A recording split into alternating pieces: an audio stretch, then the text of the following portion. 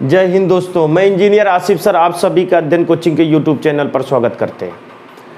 बेटा, प्रैक्टिस ही आपको परफेक्ट बनाएगी, कंप्लीट प्रैक्टिस ही आपको सफलता दिलाएगी।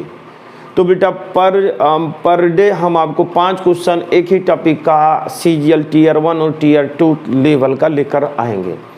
तो बेटा आज प्रॉफिट लॉस के 5 क्वेश्चन लेके आए हुए हैं जिसको सॉल्व किया जाए, ठीक है ना। जो फ्रेशर है वो भी इसको अच्छे से समझे और जिन्होंने अच्छे से पढ़ाई कर लिया हो सकता है उनको कुछ नई चीज़ें इसमें मिल जाए। तो क्वेश्चन बेटा देखते, पढ़ाई करते, ठीक है ना। देखो क्वेश्चन ये है कि किसी वस्तु को एक निश्चित मूल्य पर बेचा जाता है, मतलब किसी वस्तु को एक निश्चित मूल्य पर बेचा जाता है यदि उस वस्तु को इस मूल्य के 80% पर बेचा जाता है। देखो क्वेश्चन हल करने से पहले क्वेश्चन को पहले अच्छे से समझ लिया जाए, ठीक है ना। बाद में दिमाग में कैलकुलेट होता है, आंख और हाथ थोड़ी ना कैलकुलेशन करती, दिमाग कैलकुलेट करता है। तो दिमाग में पहले तो इन्फॉर्मेशन जाए। क्वेश्चन क्या बोल रहा है कि किसी वस्तु को एक निश्चित मूल्य पर बेचा जाता है, किसी वस्तु का एक निश्चित सेलिंग प्राइस थी, ठीक है ना।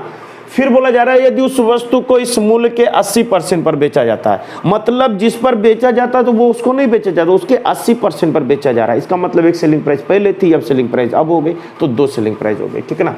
अब जब दूसरी सेलिंग प्राइस मतलब 80% पर बेचा जाता है तो 10% की हानि हो जाती है, तो नुकसान हो जाता है। तो पूछा जा रहा है कि यदि वस्तु को उसके वास्तविक बिक्री मूल्य पर बेचा जाता तो लाभ प्रतिशत क्या होगा, मतलब इसके वास्तविक जो पहले बेचते थे उसके विक्रय मूल्य पर बेचेंगे तो हमको लाभ कितने % का होगा, ठीक है ना।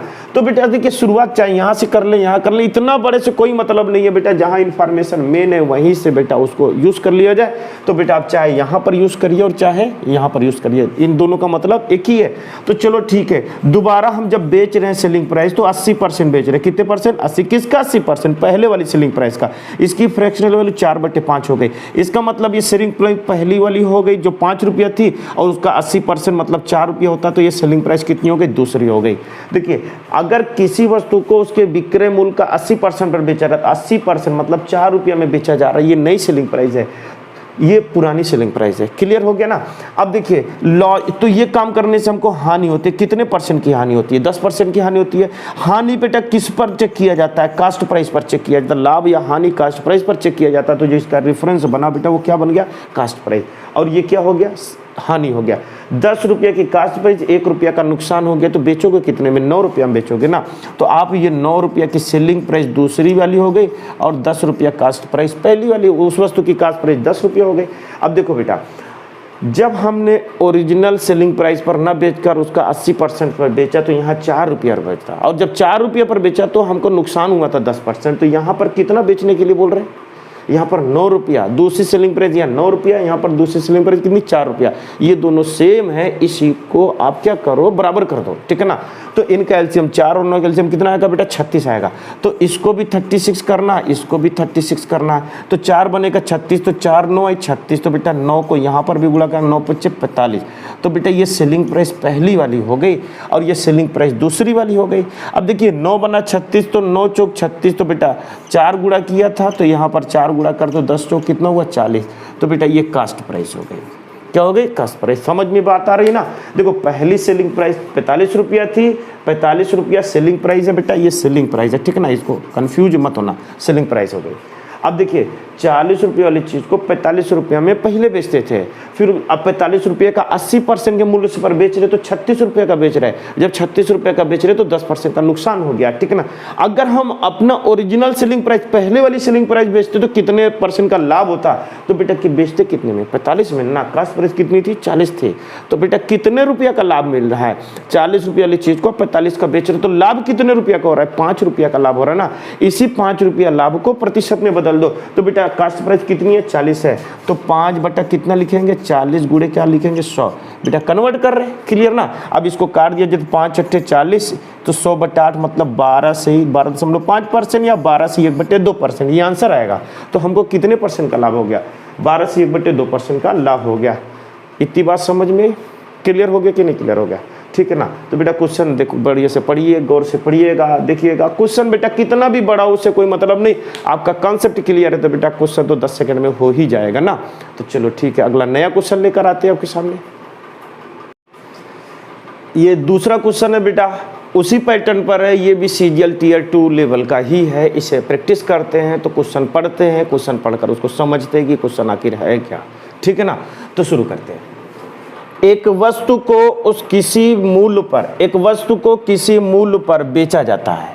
एक वस्तु को किसी मूल्य पर बेचा जाता है, यदि उसे उस मूल्य के 33 से 1/3% पर बेचा जाता है। मतलब किसी वस्तु का एक निश्चित विक्रय मूल्य था, बेचा जाता था, यदि उसे उस मूल्य के 33 से 1/3% पर बेचा जाता है, बहुत कम पर बेचा जाता है, ठीक है ना, तो उसे 33 से 1/3% की हानि होती है। मतलब ओरिजिनल जो विक्रय मूल्य था उस पर नहीं बेचा जा रहा है, जो बेचा जा रहा था उसके 33 से 1/3% पर अब बेचा जा रहा है। अगर अब बेचा जा रहा है तो बेटा आपको हानि होती है, 33 से 1/3% की क्या होती है, हानि होती है। मतलब समझिए, पहले एक विक्रय मूल्य था, उस पर हम बेचते थे, ठीक है ना, लेकिन अब उस पर नहीं बेच रहे, उस विक्रय मूल्य का 33 से 1/3% पर बेच रहे, तो हमको नुकसान होता है। कितने परसेंट का नुकसान होता है? 33 से 1/3% का नुकसान भी हो जाता है, ठीक है ना। यहाँ तक तो समझिए बात है ना। इसका मतलब एक विक्रय मूल्य पहले था, फिर हमने विक्रय मूल्य दूसरा लिया, तो हानि हो गई। कितने की हानि हो गई? 33 से 1/3%। फिर आगे बोला, यदि उस वस्तु को मूल्य बिक्री के, मतलब उस वस्तु को मूल्य बिक्री के, मतलब जो बिक्री मूल्य था उसका 60% पर बेचा जाता है। मतलब तीसरी सेलिंग प्राइस आ गई। क्या आ गई? तीसरी।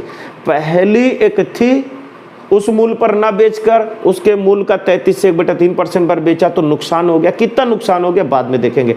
फिर मैं बोल रहा हूँ कि नहीं, जो विक्रय मूल्य था हमारा उसका बेटा 60% पर बेचा जा रहा है। कितना परसेंट? 60%। तो हमको लाभ होगा। तो लाभ कितने परसेंट का होगा? ये 4 ऑप्शन दिया गया। क्वेश्चन समझ में है ना। तो बेटा विक्रय मूल्य कितना हो गया? 3 हो गया, ठीक है ना।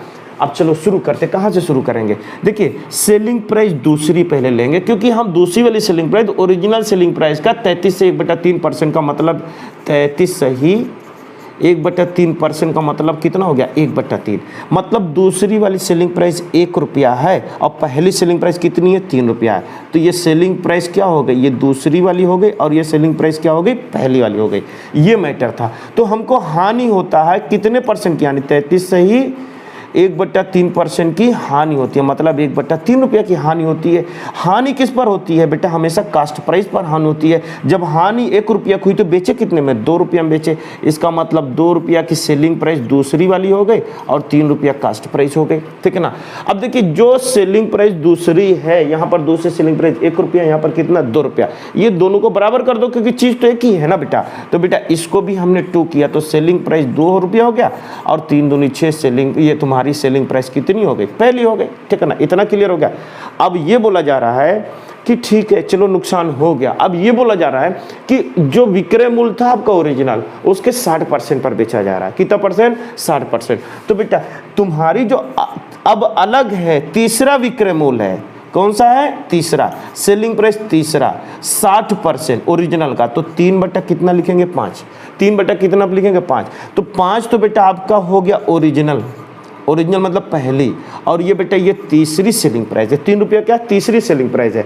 अब देखो बेटा, यहाँ पर जो कॉमन है बराबर कर दो। ओरिजिनल कास्ट प्राइस यहाँ 5 रुपया है, यहाँ ओरिजिनल कास्ट प्राइस कितना बेटा? 6 रुपया है। ओरिजिनल देखिए, सॉरी, ओरिजिनल सेलिंग प्राइस यहाँ 5 रुपया है, ओरिजिनल सेलिंग प्राइस यहाँ पर 6 रुपया है। तो यह 5 रुपया, यहाँ पर 6 रुपया, इन दोनों को बराबर कर दीजिए। तो 6 5 कैल्शियम कितना आएगा? 30। तो बेटा इसको 30 रुपया करना, तो सेलिंग प्राइस पहली की क्या हो गई? 30। तो बेटा इसको भी देखिए 6 बनेगा, 30 क्या गुणा किया? जब 5, तो 5 यहाँ पे 5 दूनी 10। तो सेलिंग प्राइस दूसरी कितनी हो गई? 10 रुपया हो गई, ठीक है ना। अब यहाँ पर सेलिंग प्राइस दूसरी हर जगह बराबर करना, हर जगह बराबर करना। तो यहाँ पर इसको भी क्या करना है? 10 करना है, क्योंकि सेलिंग प्राइस 2 है, तो क्या गुणा किया जाए? 5। तो यहाँ पर 5 गुणा कर दे, 5 थी 15। तो कास्ट प्राइस कितनी हो गई? 15 हो गई। यहाँ सेलिंग प्राइस 3 रुपया है, तीसरी वाली। अब पहली सेलिंग प्राइस कितनी है? 5 रुपया। पहली सेलिंग प्राइस को हमने 30 बना दिया है, तो इसको बना देंगे 30, इसको बना देंगे 30। तो क्या गुणा किया जाए? 6। तो यहाँ पर भी 6 गुणा करेंगे। जब 6 गुणा करेंगे, 6 तिरिक 18। तो ये सेलिंग प्राइस तीसरी हो गई। सेलिंग प्राइस तीसरी हो गई। समझ में बात आ रहा है ना? देखो बेटा, समझाने में इतना टाइम लग रहा है फिर, ठीक है ना। अगर आपका कॉन्सेप्ट क्लियर, तो बेटा 10 सेकेंड से ज़्यादा समय नहीं लगेगा। आंसर आ चुका है बेटा, गौर से देखिए। क्वेश्चन समझाते। कोई एक विक्रय मूल्य था जिस पर आप बेचते थे। आज उस विक्रय मूल्य पर ना बेचकर उस विक्रय मूल्य का 33 से 1/3% पर बेच रहे हो। इसका मतलब सेलिंग प्राइस दूसरी हो गई, 1/3। पहली सेलिंग प्राइस 3 रुपया और बेटा दूसरी सेलिंग प्राइस कितनी 1 रुपया। तो आपका नुकसान होता है 33 से 1/3% का मतलब 1/3, मतलब तुम्हारा नुकसान 1 रुपया का, कास्ट प्राइस 3 रुपया थी तो बेचोगे कितना 2 रुपये। इसका मतलब दूसरी वाली सेलिंग प्राइस 2 रुपया हो गई, कास्ट प्राइस कितनी 3, दूसरी सेलिंग प्राइस यहाँ 2 रुपया है, यहाँ पर कितना 1 रुपया, इन दोनों को हमने बराबर कर दिया, ठीक है ना। फिर हमने बोला जो विक्रय मूल्य था उसका 60% लिया, 60% का मतलब 3/5 हो गया, 5 रुपया तुम्हारी पहली सेलिंग प्राइस हो गई और 3 रुपया तुम्हारी तीसरी सेलिंग प्राइस हो गई, ठीक है ना। अब इसको हमने बराबर किया तो बेटा देखिए पहली सेलिंग प्राइस 30 रुपया आ गई, ठीक है ना, और उसकी देखिए पहली सेलिंग प्राइस 30 रुपया हो गई, ठीक है ना, और तीसरी कितनी हो गई 18 हो गई। तो हमको बोला जा रहा है कि हमको लाभ कितने % का हो रहा है, तो उस वस्तु की कास्ट प्राइस कितनी है 15 रुपया है और उसका जब 60% पर बेच रहे हो तो उसकी सेलिंग प्राइस कितनी है 18 रुपया है, मतलब 15 रुपया वाली चीज को 18 रुपया में बेच रहे हो तो लाभ कितने रुपया का 3 रुपया का लाभ हो रहा है। तो 3 बटा कितना लिखेंगे 15 गुणे क्या लिखेंगे 100, तो 3 × 15 कैंसिल कर दिया तो कितना % बेटा 20%, कितना % 20%। इसका मतलब आंसर कौन सा आएगा ए आएगा। तो बेटा गौर से वीडियो देखिएगा, 1-2 बार देखिएगा, समझ में आएगा। केवल फ्रैक्शन का खेल है, क्योंकि बेटा फ्रैक्शन को हम अंक गणित की माँ बोलते हैं, मदर ऑफ मैथमेटिक्स बोलते हैं, ठीक है ना। तो फ्रैक्शन अच्छे से आपको आना चाहिए, ठीक है ना। तो नेक्स्ट क्वेश्चन लेकर आते हैं आपके सामने। बेटा ये तीसरा क्वेश्चन है, ये भी बहुत इंपॉर्टेंट क्वेश्चन है, अच्छा क्वेश्चन है आपके लिए। तो बेटा क्वेश्चन पढ़ते हैं, इसको हल किया जाए। हाँ, राधा अपनी वस्तुओं को उनके लागत मूल्य से 25% अधिक अंकित करती है। राधा एक लड़की है, वो अपनी वस्तुओं को उनके लागत मूल्य से 25% अधिक अंकित करती है। जो लागत मूल्य थी उस पर उसने 25% बढ़ाकर लिखा हुआ है। वह 35% वस्तुओं को अंकित मूल्य पर, मतलब जो बढ़ाकर लिखा उसका 35%, जितनी भी वस्तु थी 35% वस्तुओं को अंकित मूल्य पर, 40% को 15% की छूट पर और शेष को 20% की छूट पर बेचती है, मतलब 3 बार बेचती है। मतलब राधा ने कोई प्रोडक्ट बनाया बेटा, वो प्रोडक्ट पर जो उसकी कास्ट प्राइस आती थी उस पर उसने 25%, कितना %, 25% अधिक मूल्य को अंकित करके MRP बना दिया। तो जो उसके पास जितनी चीज थी ना उसका 35% तो अंकित मूल्य जो MRP लिखा उस पर ही बेचती है, ठीक है ना। फिर जितना प्रोडक्ट था उसका 40% को 15% की छूट पर देती है। फिर जो शेष बच रहा है प्रोडक्ट उसको 20% की छूट पर बेच देती है। तो 3 बार बेचती है, कितनी बार 3 बार बेचती है। तो पूछा जा रहा है कि उसको ओवरऑल कितने % का लाभ हो रहा है, ठीक है ना। बात समझ में ही ना। तो बेटा क्वेश्चन को सॉल्व करते हैं, ठीक है ना। अब देखो बेटा डायरेक्ट सेलिंग प्राइस निकालते हैं। इसकी सेलिंग प्राइस, कास्ट प्राइस किसी चीज की 100% होती है बेटा।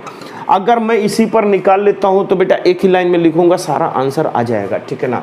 अब देखिए टोटल बेटा अंकित मूल्य कितना हो गया 125 हो गया।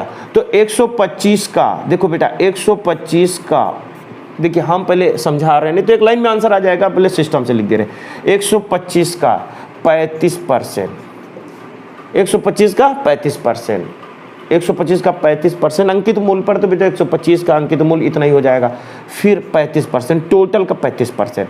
अब उसके आगे बोल रहे 40% को 15% की छूट पर, तो उसके आगे जो 125 था ना अंकित मूल्य उसका 125 का 40%, कितना %, 40%। 15% की छूट पर बेच रहा है। तो अगर 15% छूट पर बेच रहा है तो बेच कितने में रहा है 85% बेच रहा है ना। तो अगर ओरिजिनल अंकित मूल्य पर बेचता तो 100 + 100 बेचता, लेकिन बेटा वो 15% की छूट मतलब 85% में बेच रहा है। तो बेटा का 85% लाभ लेना, कितना %, 85% हो गया, ठीक है ना। बात समझ में ही ना। अब आगे बोल रहे शेष का 20% की छूट पर बेच रहा है। तो ये बताइए 35% पहले बेचा और 40% बाद में बेचा, 35 40 कितना हो गया 75 हो गया। तो टोटल तो 100% था, वस्तु कितनी थी 100%, तो 35 और 40 बेच चुका तो बचा कितना 25%। इसका मतलब इसके आगे जो बेचा जा रहा है 125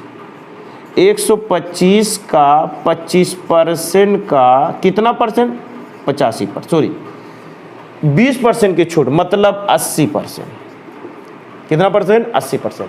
बेटा गौर से समझिए, इसी को एक लाइन में लिख दिया बेटा समझने के लिए। ये सारी चीजें मैंने डिटेल लिख दिया, ठीक है ना।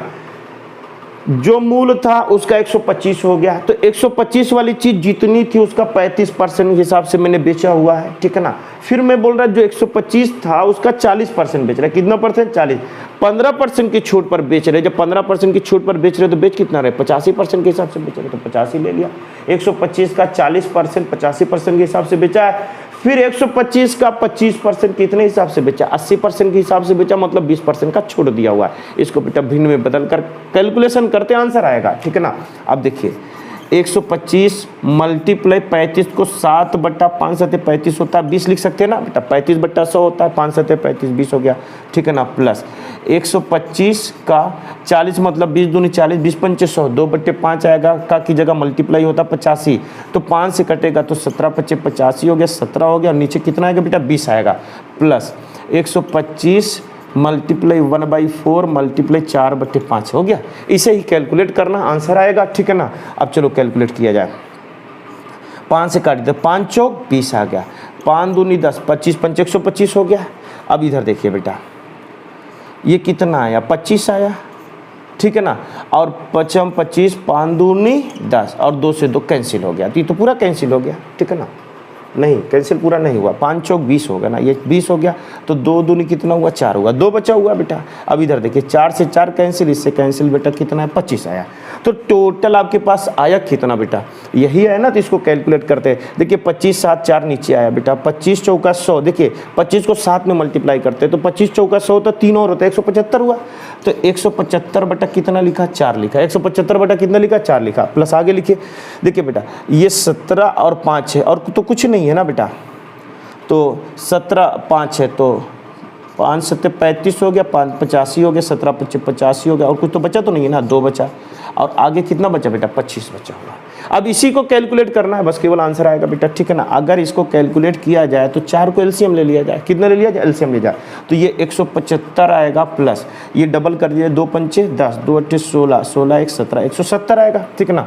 और यहाँ पर 25 चौका कितना आएगा? 100 आएगा। ये टोटल कितना हो जा रहा है? ऐड कर लिया जाए, ठीक है ना, दिख रहा है ना। ऐड करेंगे तो बेटा ये 5 आएगा, 7 7 14, 4 आएगा, और ये 445 बेटा कितना आएगा? 4 आएगा। देखो कैलकुलेट करो कितना आंसर आ गया, हो गया।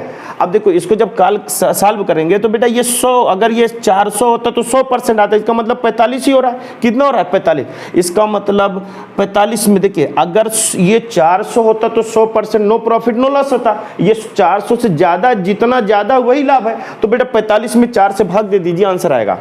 तो 45 में 4 से भाग दिया तो बेटा कितना आएगा? 11 चौक 44 होता है ना, तो 0.25 आएगा कि नहीं आएगा? ये आंसर आएगा 11.25। पहला आंसर ठीक है ना, समझ में बात है। कैलकुलेशन है बेटा, इसको देखिए, वीडियो को गौर से, क्वेश्चन देखिए बेटा, खड़बड़ाने की जरूरत नहीं है। किसी एक चीज़ को 3 अलग अलग मूल्यों पर बेचा गया है तो आपको लाभ कितना मिलता है बेटा, ये आंसर है, ठीक है ना। तो उम्मीद करता हूँ आपको समझ में आया होगा। तो बेटा नया क्वेश्चन लेकर हाजिर होते हैं आपके पास। इस वीडियो को बेटा पॉज करके, रोक करके बेटा कैलकुलेशन आप अपने से करिएगा। नहीं आएगा तो एक बार वीडियो देख लीजिएगा। आपका वीडियो देखने के बाद खुद से कैलकुलेट करिएगा, आएगा तो ठीक है, नहीं कहाँ गलती कर रहे हो एक बार फिर से वीडियो देख लीजिएगा, ठीक है ना। तो नया क्वेश्चन लेकर हाजिर होते हैं बेटा फिर से। ये चौथा क्वेश्चन है बेटा, जो आपके लिए खास आपके लिए ही है। तो इससे बेटा पहले आप पढ़िएगा क्वेश्चन, ठीक है ना, अपने से सॉल्व करिएगा। अगर हल होता है तो ठीक है, नहीं तो फिर आप वीडियो देखिएगा बेटा, हल करिएगा, ठीक है ना। लेकिन आप खुद से एक बार प्रैक्टिस करने की कोशिश करिएगा, ठीक है ना। तो शुरू करते क्वेश्चन की तरफ चलते। एक वस्तु को 14% के लाभ पर बेचा जाता है। कोई वस्तु थी, सीधा सीधा बोल दिया कि 14% के लाभ पर इसको हम बेचते हैं, ठीक है ना। आगे चलते हैं। यदि उसे 121 रुपये कम में बेचा जाता, मतलब जिस मूल्य पर बेच रहे थे, मतलब कोई बेच रहे थे, जिस मूल्य पर बेच रहे थे तो 14% का लाभ मिलता था। फिर मैं बोल रहा जिस मूल्य से बेच रहे थे उसको 121 रुपया कम पर बेचा, 121 रुपया कम पर बेचा। तो 121 रुपया कम पर बेचा तो 8% की हानि हो जाती है। कितने परसेंट की हानि हो जाती है? 8% की हानि हो जाती है। यदि वही वस्तु को 536.25% में बेची जाती तो लाभ या हानि क्या कीजिए। मतलब बोला जा रहा है कि कोई चीज़ हम बेच रहे थे 14% के लाभ पर बेच रहे थे, फिर हमने बोला कि अगर उसको हम 121 रुपया कम पर बेचे तो जो बेच रहे थे ना उसमें 8% की हानि हो जाती है। फिर बोला जा रहा है कि अगर हम उस वस्तु को 536.25 रुपये पर बेचेंगे तो कितना % का लाभ होगा या हानि होगा। बात समझ में ना। तो बेटा ये हल करने के कई तरीके होते हैं, जो मैं सिस्टम एक समझा रहा हूँ उसको समझिए बेटा। किसी चीज़ की कास्ट प्राइस कितनी % होती है? 100% होती है। पहले 14% लाभ पर बेच रहे थे तो बेच कितना रहे थे? 114 बेच रहे थे। फिर 8% की हानि पर मतलब बेच रहे थे, कितना % में? 92% पर बेच रहे थे। 100% कास्ट प्राइस पहले 14% लाभ पर बेचते थे, 114 में बेचते थे। फिर हम बोले कि चलो ठीक है, इसे 121 रुपया कम पर बेचा तो हमने 8% की हानि पर बेच दिया, ठीक है ना बेटा। इनका डिफरेंस देखिए कितना आ रहा है, इनका डिफरेंस कितना आ रहा है। तो बेटा 8 और 14 का योगफल ही होगा, तो 8 4 12 हो गया, 8 4 12 22 हो गया। कितना हो गया? 22 हो गया। यहाँ पर परसेंट में बेटा 22 रुपये का डिफरेंस हो रहा है। क्वेश्चन में कितना कम हो रहा है? 121 कम हो रहा है। तो 22 बनेगा 121, 22 बनेगा 121। तो 22 में क्या गुणा करें? 121 हो जाता है। 121 बट्टा 22 यहाँ गुणा करेंगे तो यही बनेगा। हमको पूछा जा रहा है उस वस्तु की कास्ट प्राइस, उस वस्तु की, देखिए उस वस्तु को 536 रुपये 36.25% में बेच रहे तो कितने % का लाभ हो रहा है? तो हमको चाहिए तो उस वस्तु की कास्ट प्राइस। तो बेटा 100 थी कास्ट प्राइस, यहाँ पर मल्टीप्लाई कर दो, 121 बट्टा 22 मल्टीप्लाई कर देंगे, यहाँ पर कर देंगे तो यहाँ उस वस्तु की कास्ट प्राइस आ जाएगी। तो बेटा 100 मल्टीप्लाई 121 बट्टा कितना लिखेंगे? 22। अब देखो बेटा 2 से तो कट जाएगा, 11 हो गया, 2 से कटाइए 50 हो गया। कितना हो गया? 50। 11 में 121 होता है तो 11 5 55, 550 रुपया हो गया। मतलब कि उस वस्तु की कास्ट प्राइस कितनी हो गई? 550 रुपया हो गई। और उस वस्तु की सेलिंग प्राइस कितने में बेचना है? 536.25 रुपये में बेचना है। तो हमको लाभ या हानि ज्ञात करना है। तो ये बताइए 550 रुपया कास्ट प्राइस थी, इतने रुपए में बेचोगे तो हानि होगी ना। इसका मतलब ऑप्शन में हानि चाहिए। कितने रुपए की हानि हो रही है वो पता करना। तो बेटा यहां पर देखो कितने रुपए की हानि हो रही है, जितने रुपए की हानि हो रही है उसको परसेंट में कन्वर्ट कर दिया जाए, ठीक है ना। तो चलो ठीक है, कन्वर्ट किया जाए। देखो हानि कितने रुपए की हो रही है, अब कैसे पता करें? देखो बेटा अगर इसमें 0.75 जोड़ दिया जाए तो 37 हो जाएगा ना। तो इसका मतलब 0.75 जोड़ दिया, ये कम है, कितना कम है, ये इसमें क्या जोड़े इसके बराबर हो जाए, इसमें क्या घटाए इसके बराबर हो जाए, यही तो पता करना ना। तो बेटा देखिए इसमें 0.75 जोड़ेंगे तो ये 37 हो जाएगा ना, 0.75 जोड़ेंगे तो ये 37 हो जाएगा ना। और 37 में कितना जोड़े कि 50 हो जाए, तो 37 में 13 जोड़ेंगे तो यहाँ पर कितना लिख जाए? 13 जोड़ा जाए। डिवाइड बाई बेटा देखिए कास्ट प्राइस कितनी बेटा? 550 है, 550 गुणे लिखेंगे 100। इसको हल कर लिया जाए, आंसर बनेगा। तो 1 0 से 1 0 क्या हुआ? कैंसिल हो गया। अब देखिए ये 5 से कट जाएगा, ठीक है ना, 5 से कट जाएगा। तो 5 से काटेंगे तो 11 आ गया, 5 दूनी 10 हो गया, दशमलव आ गया, 3 37, 5 7 35, 2 आया 25 आया, 0.25 10 गुणा कर दिया तो बेटा 27.5 बटा कितना आएगा? 11 आएगा। हानि हो रहा है, अब इसको हल किया जाए। 11 दूनी 22, 22 लिखा तो 5.5 आया तो 11 5 55, 2.5% की हानि हो गई। तो उम्मीद करता हूँ क्वेश्चन आपको समझ में आया होगा। बड़ा आसान क्वेश्चन था बेटा, केवल फ्रैक्शन का खेल था, हमने उसको हल कर दिया, ठीक है ना। तो 1-2 बार आप वीडियो को बेटा देखिएगा, पहले क्वेश्चन बेटा पढ़िएगा, क्वेश्चन पढ़ने के बाद उसको हल करने की कोशिश करिएगा।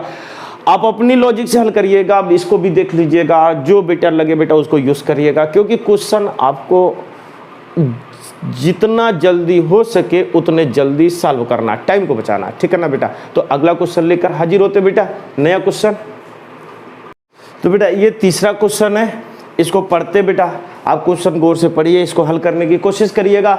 अपने से हल हो जाता तो ठीक है, नहीं बेटा फिर वीडियो अच्छे से देखिएगा, तरीका देखिएगा कैसे हल किया जाता है, ठीक है ना।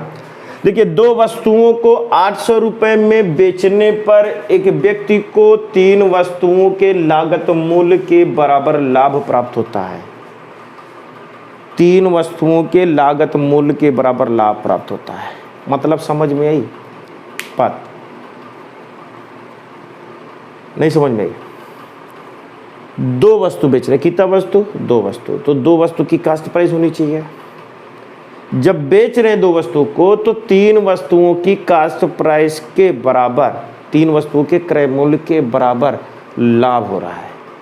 इसका मतलब जो बेच रहे हैं 2 वस्तु को बेच रहे हैं, जो 2 वस्तु को बेच रहे हैं वो 5 वस्तु के हिसाब से पैसा ले रहे हैं, ठीक है ना। हम 2 वस्तु खरीदे होते और 2 वस्तु बेच दिए होते तो नो प्रॉफिट नो लॉस। तो हम 2 ही लेकर 2 ही तो बेच रहे हैं, 2 लेकर 2 ही बेच रहे, लेकिन 3 वस्तुओं के विक्रय मूल्य के बराबर लाभ हो रहा, सॉरी क्रय मूल्य के बराबर लाभ हो रहा है। इसका मतलब 2 वस्तु ले रहे, 2 वस्तु बेच रहे, लेकिन जब बेच रहे तो उसको 5 वस्तु के क्रय मूल्य के बराबर हमको मिल रहा है। इसका मतलब 3 लाभ हो रहा है। कितना बोला? 3 लाभ हो रहा है। क्लियर हो गया ना? अगर 3 लाभ हो रहा है तो बेटा पैसा आपका कितना लगा हुआ है? 2 पर। भाई 2 वस्तु खरीद के लाए थे, 2 वस्तु बेच रहे, तो आपकी कास्ट प्राइस 2 वस्तु पर लगी है ना, तो आपकी कास्ट प्राइस 2 वस्तु पर लगी और लाभ कितनी वस्तु का? 3 वस्तु का लिया हुआ है। 100 बात काट लिया जाए बेटा, ये 50 आएगा तो 5 3 15 150%। आंसर हो गया 150%। एक तरीका तो ये है। फिर से समझा देता हूं। 2 वस्तु को यहां 800 रुपया से बेटा कोई मतलब नहीं है, 800 रुपया को साइड में रख दो। 2 वस्तु खरीद के ला रहे और 2 वस्तु को बेच रहे हैं, तो जितने में खरीद के लाए उतने में बेचते तो नो प्रॉफिट नो लॉस। लेकिन जब बेचा ना 2 वस्तु को तो हम बोल रहे कि 3 वस्तुओं के क्रय मूल्य के बराबर लाभ लिया हुआ है, तो उस 2 वस्तु को हम कितना बना चुके हैं? 5 विक्रय मूल्य के हिसाब से। 2 वस्तु को कितना बना चुके हैं? 5 विक्रय मूल्य के हिसाब से। तो बेटा हमारा जो पैसा लगा है वो 2 वस्तुओं पर लगा हुआ है ना, तो 2 वस्तुओं को रेफरेंस मानेंगे और 3 वस्तु लाभ है तो 3/2 गुणे 100 मिलेंगे। तो एक तरीका तो बेटा ये है जो हमने लिखा हुआ है। इसी को दूसरे तरीके से सॉल्व करते। देखो, जब 2 वस्तु को आप बेच रहे हो, 2 वस्तु को बेच रहे ना, तो 2 वस्तु की तो कास्ट प्राइस होनी चाहिए थी। आप 2 वस्तु बेच रहे हो तो 2 वस्तु की कास्ट प्राइस थी तभी बेच रहे हो ना, बस लॉजिक है बेटा। 2 वस्तु की सेलिंग प्राइस बराबर 2 वस्तु की कास्ट प्राइस।